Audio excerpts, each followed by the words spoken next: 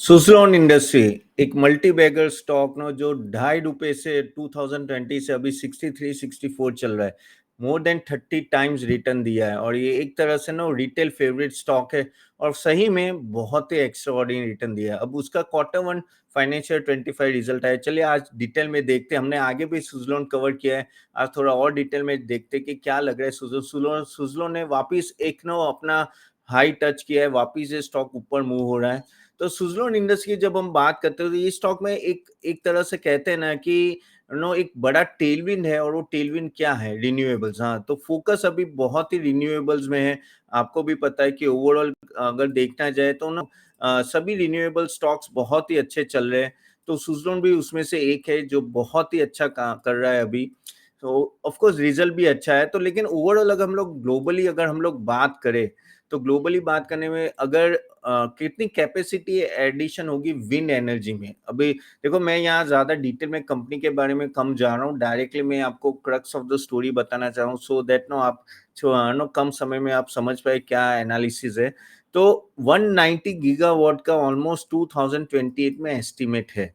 Okay, लेकिन उसमें से ऑलमोस्ट अगर हाफ से भी ज़्यादा जो एक्सपेंशन होगा वो चाइना में होगा, यूरोप में ऑलमोस्ट यू कैन से 23 टू 24 गीगावाट, बाद में यूएस आता है और एंड में इंडिया आता है। Okay, so overall capacity addition जो भी आने वाली है यहाँ से वो मोस्टली चाइना के और से आएगा, फिर यूरोप, यूएसए और इंडिया में भी मैक्सिमम जो कैपेसिटी आएगी विंड एनर्जी में वो सुज़लोन इंडस्ट्री से आएगी। तो क्योंकि ये देखो at the end of the day renewable की तरफ ही पूरा वर्ल्ड बढ़ रहा है, आगे जाके थर्मल एनर्जी को रिन्यूएबल एनर्जी से रिप्लेस किया जाएगा। अगर हम लोग बात करते हैं कि भाई ओवरऑल इंडिया में कितने गीगावाट की कैपेसिटी है, तो ओवरऑल अगर हम लोग देखें तो अभी जून 24 की बात करें तो 446 गीगावाट की कैपेसिटी है। उसमें से ना फोसिल फ्यूल 243 है, जबकि विंड ऑलमोस्ट 47 ही है। ओके, 11%। वो बढ़ के अभी 100 हो जाएगी बाय 2030। और आप देखो कि ये 11 से 13% होगा और फॉसिल फ्यूल का 35% है वो कम होगा। सोलर में बहुत बड़ी बढ़ोतरी होगी। सोलर में जो 19% 85 गीगावाट की कैपेसिटी 293 में होगी। सोलर के बाद अगर कोई रिन्यूएबल एनर्जी आता है जहां बड़ी कैपेसिटी एडिशन होगी और जहां से ज्यादा प्रोडक्शन होगा विंड एनर्जी का, वो है विंड एनर्जी। इसलिए हमें फोकस करना जरूरी है सुज़लोन के। सुज़लोन यहाँ से किस तरह से विंड एनर्जी में प्रोग्रेस कर सकता है, तो ये चीज आपको ध्यान में रखनी है। जब हम लोग बात करते हैं कि इंडिया ओएमएस कैपेसिटी में अभी ये सुज़लोन के बारे में बात करते हैं तो उनका ऑलमोस्ट 14.8 के गीगावाट कैपेसिटी है। ओके, 9800 टर्बाइन से almost USD 10 billion asset under management है। ऑफ कोर्स पिछले कुछ साल में ना बहुत ही अच्छा परफॉर्म कर रहे हैं। ओवरऑल अगर आप देखो तो 32% share of India wind capacity Suzlon के पास ही है। So this shows that okay, this is doing very well in last few years. Even हम लोग अगर देखे थे कि भाई ओवरऑल प्रेजेंस कहाँ है इनका सुज़लोन का, तो यहाँ देख सकते हो आप वेस्टर्न से साउदर्न रीजन में ज्यादा है फोकस, जबकि नॉर्थ एंड ईस्ट में कम है। उसमें से गुजरात में you can say that no highest capacity है 4.1 की। ओके, रेस्ट बाकी सब है लेकिन कम है कंपैरेटिवली। तो this is how it is expanded across India. Similarly favourable market condition Indian wind industry का, तो अगर आप देखें तो this is the fourth largest wind market in the world. Okay, तो काफी स्ट्रॉन्ग डोमेस्टिक डिमांड आउटलुक है। 122 गीगावाट की नो बाय 2132 में कैपेसिटी होने की आशंका है। Even 10 gigawatt exclusively wind tender per annum यहाँ होगा। सो गवर्नमेंट के भी काफी फोकस है कि भाई विंड एनर्जी की तरफ बढ़ा जाए और at the end of the day it is know quite cheaper. अगर हम लोग उनकी परफॉर्मेंस की बात करें सुज़लोन की, तो काफी बेहतरीन ये क्वार्टर रहा। तो highest quarter 1 deliveries in last 7 years, highest quarterly ईबीटा 370 crore, largest order book till now 3.8 gigawatt, यानी ये लार्जेस्ट ऑर्डर बुक है। अभी तक इतना कभी ऑर्डर बुक रहा ही नहीं है। Net cash position 1197 crore by 30 June 2024। अब ये कंपनी कहाँ थी? अगर हम लोग 18, 19, 20 साल की बात करें ना, ऑल्सो 4-5 साल पहले, ये ऑलमोस्ट डाइंग इंडस्ट्री थी और वहाँ से देखो किस तरह से इसने परफॉर्म किया है ना, पूरा यू टर्न लिया है। ऑफ कोर्स एक पुश आया है गवर्नमेंट के एंड से भी, लेकिन no doubt we should give credit to Suzlon the way they've turned out. This is one of the best turnaround story in India. It was done and dusted. बहुत कम stock होते हैं जो ऐसे 1-2 रुपए पहुंच के वापस इतना बाउंस बैक करते हैं। और अगर तांत्रिक जी अगर जिंदा होते ना, तो he would have been very happy. But nevertheless, full credit goes to the management of Suzlon, the way they have turned around the company and all that. And hopefully आगे जाके भी रहेगा।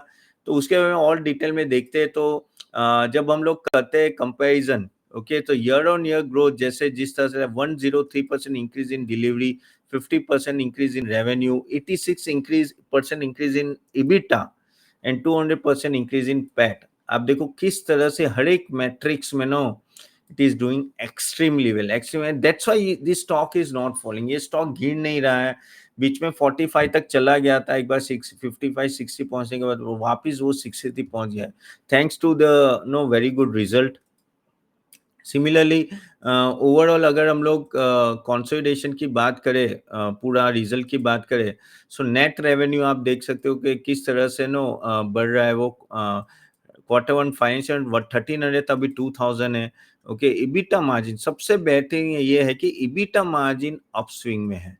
आप देखिए 18.4 हो चुका है, करेक्ट, 18.4, जो पहले अराउंड लास्ट ईयर के क्वार्टर में 14.8, लास्ट क्वार्टर में 16, तो ये कंसिस्टेंटली इबिटा मार्जिन इंक्रीज हो रहा है। जब आपका टर्नओवर बढ़ता है तब इकोनॉमिक्स ऑफ स्केल्स आ जाती है पिक्चर में, आपके फिक्स कॉस्ट इतने बढ़ते नहीं है, वेरिएबल कॉस्ट ही रहते हैं, and at the end of the day slowly जो इबिटा मार्जिन आता है, क्योंकि अगर आपकी कैश बढ़ने लगती है एट द एंड आपका इंटरेस्ट कॉस्ट भी नीचे आता है। तो काफी सारी चीजें फर्क पड़े। और जैसे यहाँ अगर आप देखो सबसे बड़ा जो गैप आया है यहाँ, फाइनेंशियल 24 में 126 ऑडिटेड है, ओके, लास्ट क्वार्टर में 33 था नेट इन फाइनेंस कॉस्ट, उसके ईयर ऑन ईयर में 51 था पहले, अभी वो 22 है। तो जैसे मैंने बोला, जैसे आपका कैश लेवल बढ़ता है, आपका इंटरेस्ट कॉस्ट कम होता है, वही बेनिफिट आपको ईबिटा मार्जिन में दिख रहा है। That is one of a very very positive point. Similarly अगर ये देखें तो हम लोग कंपाउंड इन सेल्स पिछले 3 साल का 25% रहा है। अगर 5 साल का देखो 5%, 10 साल का, यानी जो ग्रोथ हुआ है पिछले 3 साल में हुआ है।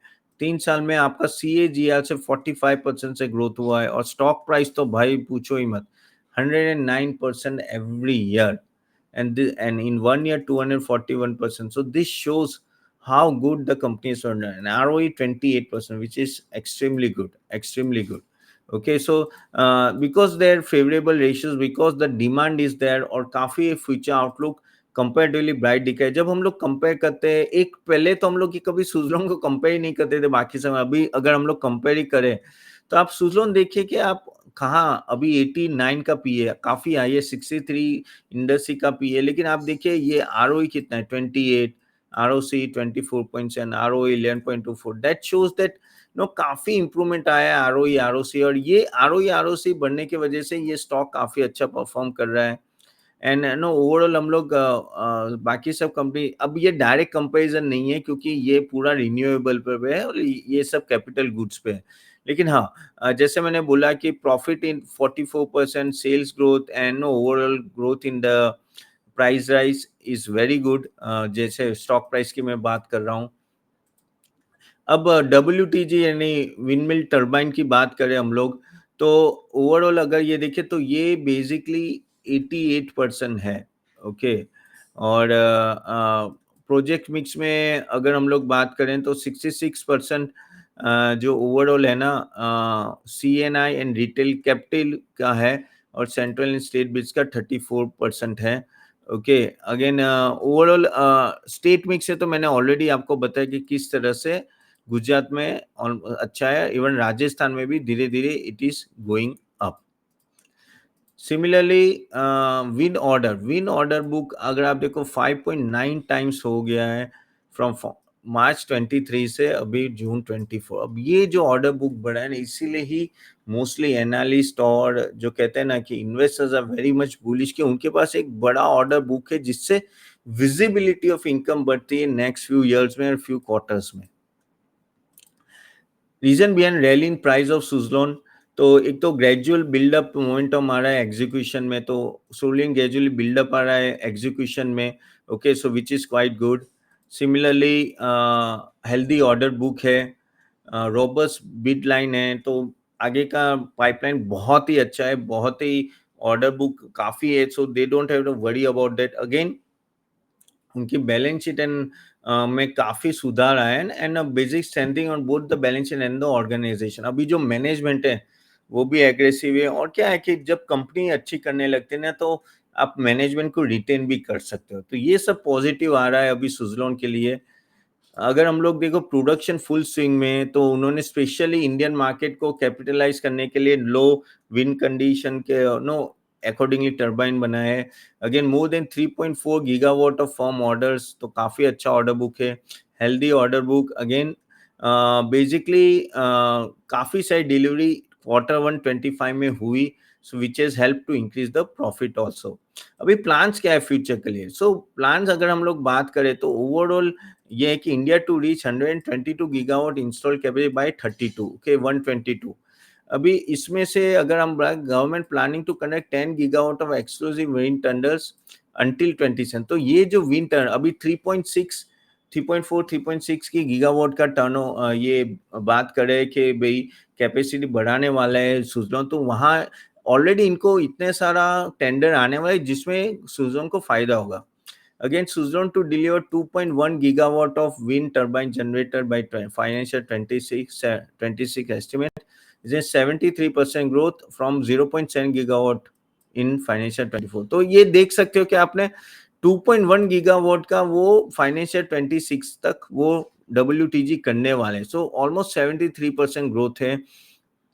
अगेन ऑपरेशन एंड मैनेजमेंट में काफी उनको बेनिफिट होता है, तो वो जैसे जैसे जैसे ये कहते हैं ना कि आपका रिपेयरिंग होगा या मेंटेनेंस हो गया, जो भी टर्बाइन लगे तो वो भी ये प्रोवाइड करते हैं। तो एक बार टर्बाइन लग गया तो फिर वो रिकरिंग इनकम आपकी चालू हो जाती है। और उसमें क्या होता है कि सब लोग स्पेशलाइज नहीं है, कुछ ही कंपनी है उसमें से सुजलॉन ऑफ कोर्स अगर वो टर्बाइन सप्लाई करता है, ओके विंड टर्बाइन, तो फिर उनको मेंटेनेंस का ऑर्डर भी उनको ही जाएगा, तो वो जो आएगा ना उसमें भी उनको काफी अच्छा मुनाफा होगा, क्योंकि वो उसमें क्या है, उसमें ये सर्विस और उसमें मार्जिन ज्यादा होता है। सिमिलरली अगर सुजलॉन 2.0 की बात करें, वो डील लेवरेज है, optimise and profit making business है which is done away with the trouble. तो ये बड़ी बात है ना कि प्रॉफिट मेकिंग बिजनेस है, और इसीलिए अभी ये स्टॉक काफी डिमांड में है। Again, Suzlon had 3.31 gigawatt of unexpected executed orders, which is highest in the industry. Okay, which is highest in the industry. Again, cost optimization, all that. अभी WTG का जो मार्जिन है, विंड मिल टर्बाइन की बात करें, वो margin around 2% है। मैं आपको मार्जिन भी दिखाऊंगा बाद में। वो बात चल रही है कि बाय इन फ्यूचर वो 2-3 साल में 7% हो जाएगा। अब समझो अगर वही इनका जो मेन प्रोडक्ट है उसका अगर आपका बेसिकली नो मार्जिन बढ़ेगा, तो डायरेक्टली आपको प्रॉफिटेबिलिटी में दिखेगा। Again Suzlon's revenue CAGR and ROE are expected to surpass those of the industry peer, तो उनका ROE ROC बहुत ही बढ़िया रहने वाला है, okay no doubt about it. Again की चैलेंजेस जो उनके लिए होंगे वो है delays in transmission infrastructure, land acquisition, reverse bidding, introduction. देखो यार ये तो हर जगह होंगे ही होंगे चैलेंजेस एंड ये सब तो रहने वाले, लेकिन overall things are much much in better situation. अगेन इंडिया को अगर नेट जीरो बाय 2070 जो गवर्नमेंट का टारगेट है, तो उनको basically they have to increase renewable energy capacity to 500 gigawatt by 2030। हम लोग यहाँ 3-4 गीगावाट की बात करें, बात चलिए 500 gigawatt by 2030, meet 50% energy needs from renewable sources, उसमें से 50% उनको रिन्यूएबल सोर्सेज से लाना पड़ेगा, तो एमिशन इंटेंसिटी ऑलमोस्ट 45% से तो ही कम करेंगे। तो ये मार्केट बहुत ही बड़ा है। देखो जब भी कोई कंपनी में आप इन्वेस्ट करते हो ना, एक चीज आपको हमेशा ध्यान रखनी है, और वो हमेशा आप गांठ बांध के चलिए कि भी आपको ये देखना है कि ओवरऑल ओवरऑल कितना एड्रेसेबल मार्केट है, क्या एड्रेसेबल मार्केट बड़ा है कि नहीं, क्योंकि अनलेस एड्रेसेबल मार्केट बड़ा नहीं होगा वो कंपनी इतनी ग्रो नहीं कर पाएंगी, इवन तो वो एक लीडिंग कंपनी है। तो इस एड्रेसेबल मार्केट जैसे 500 गीगावाट, अभी बात चल रही है 2070, यानी 50 साल की यहाँ बात चल रही है, लेकिन हाँ मार्केट बड़ा है, तो यहाँ ये सुप्रीम पोजीशन, तो ये एक बड़ा पॉजिटिव पॉइंट अभी सुजलॉन के लिए जा रहा है। अब एक चीज हम लोग मार्जिन पे भी देखते हैं, क्योंकि देखो ऑर्डर बुक तो है, क्या मार्जिन बढ़ेगा यहाँ से वो देखने की जरूरत है, क्योंकि तो ही ये स्टॉक इन्वेस्टेबल होगा। तो चलिए बात करते हैं मार्जिन की। तो let me share the margin, 1 minute, या सो ओवरऑल अगर हम लोग यहाँ देखेंगे, सो आप देख देख सकते हो यहाँ कि overall wind turbine and all that, no, तो यहाँ अगर आप देखेंगे तो मार्जिन जो है वो मैंने जैसे बोला कि आपको 2% ही है। ओके, तो ये ओवरऑल ठीक है। अभी ये 2% जैसे 7% जाएगा तो उनको प्रॉफिटेबिलिटी में फायदा हुआ। ऑपरेशंस में जैसे हमने बोला 36% है, तो वो ऑन अ हायर साइड है। बाकी सब तो ठीक है, इतना वॉल्यूम ही नहीं है, क्योंकि अगर आप देखो तो ओवरऑल इसमें ना विंड टर्बाइन का ऑलमोस्ट 4,200 है और ऑपरेशन का 2,000, तो बाकी सब फाउंड्री एंड ऑल दैट ना बहुत ही कम है, तो उससे उतना फर्क नहीं पड़ता। मेन हम लोग बैठ करें कि क्या ये आगे बढ़ेगा, क्या ये आगे मार्जिन बढ़ेगा। आरओसी अगर हम लोग बात करें तो ऑपरेशन में सबसे ज्यादा है, क्योंकि मैंने जैसे बोला वो सर्विस है, यहाँ सिर्फ 5% है। ठीक है, ग्रोथ की अगर हम लोग बात करें ना ओवरऑल, तो अगर जस्ट टू शो यू, तो ग्रोथ है ना विंड एंड टर्बाइन 11% से हो रहा है, ऑपरेशन 9%, लेकिन विंड एंड टर्बाइन जैसा ग्रोथ बढ़ेगा तो ऑपरेशंस में भी, क्योंकि सर्विसिंग तो चाहिए, तो वहां डायरेक्ट फायदा होगा।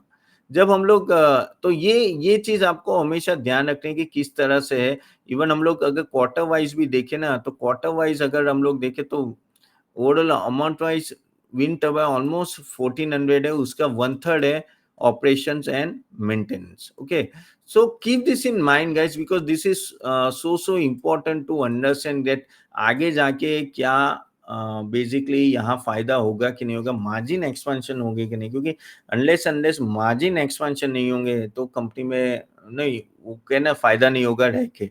मार्जिन एक्सपेंशन हो गए और अगर आपका सेल्स भी बढ़ रहा है तो बल्ले बल्ले है। तो ये मैं आपको बताया, ऑफ कोर्स इसका पी रेशियो थोड़ा ऑन हायर साइड है, लेकिन ओवर द ईयर ये अभी सेक्टर फेवर में, दैट्स व्हाई ये नो स्टॉक इस तरह से भाग रहा है।